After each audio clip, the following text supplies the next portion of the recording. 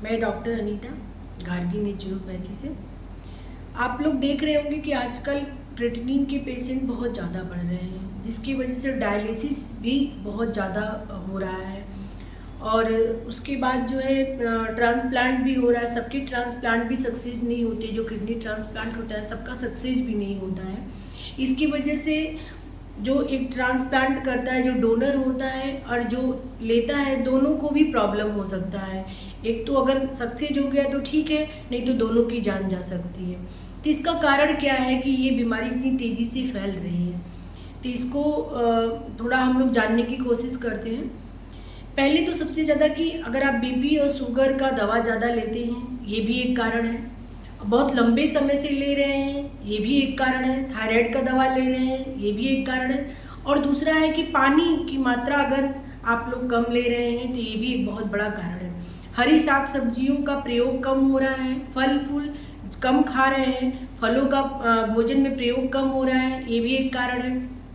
जैसे पहले आप लोग सुनते रहे होंगे कि जो आम का अचार होता था, आंवला का अचार होता था, या सिरका बनता था, तो वो घरों में यूज होता था।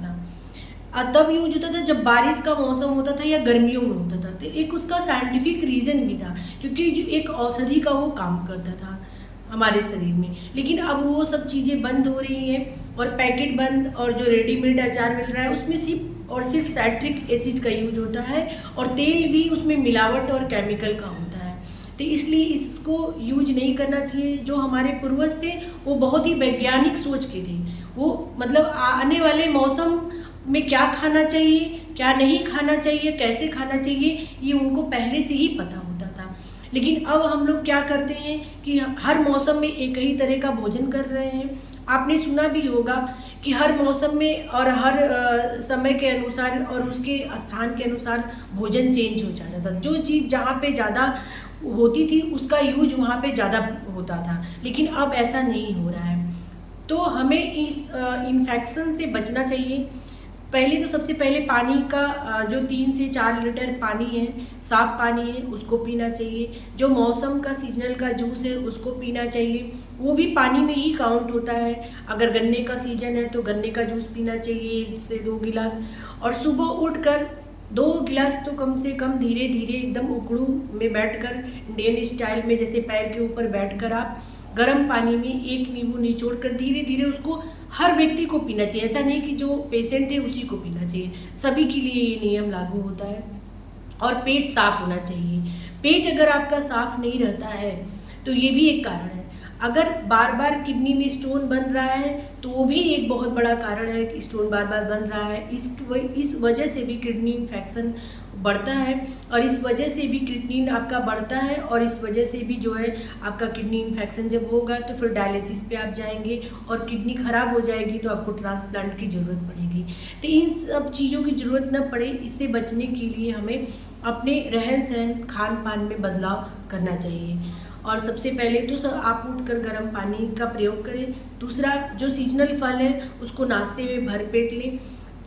भोजन करने से पहले, जो भी भोजन आप कर रहे हैं उसको करने से पहले आप जो कच्ची सब्जी का सलाद है, जिस मौसम में जो मिल रहा है, सस्ता मिल रहा है, उसको भी भरपेट आप 1 प्लेट खाइए। उसके बाद जो आपके घर में भोजन बना है उसको करिए। सादा और हल्का भोजन करिए, और कोशिश करिए कि शाम को 6-7 बजे के बाद आपको पका हुआ भोजन न करना पड़े। ये सब करने से ही आपकी कम से कम आधी से ज़्यादा बीमारी दूर हो जाती है, और आपको बीमारियों में फंसना ही नहीं पड़ेगा और दवा लेना ही नहीं पड़ेगा। जब दवा लेना नहीं पड़ेगा तो किडनी आपका इफेक्ट नहीं होगा किडनी के ऊपर।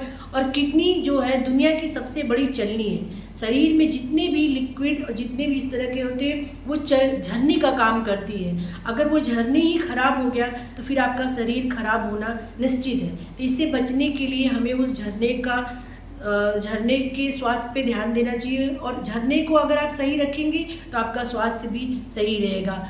बहुत मतलब सरल भाषा में है कि किडनी झरने का काम करती है, तो उस झरने को हमें सुरक्षित रखने के लिए उसमें बराबर में पानी और सलाद और फल का जूस, ये सब बराबर मतलब मात्रा में देना चाहिए। जैसे हम छोटा बच्चा रहता है तो उसको पूरा न्यूट्रिशन, दूध सब कुछ देकर, फल फूल देकर उसका बराबर माँ एक जो है उसका एकदम ध्यान देती है, उसी तरह हमें अपने शरीर का भी ध्यान देना चाहिए।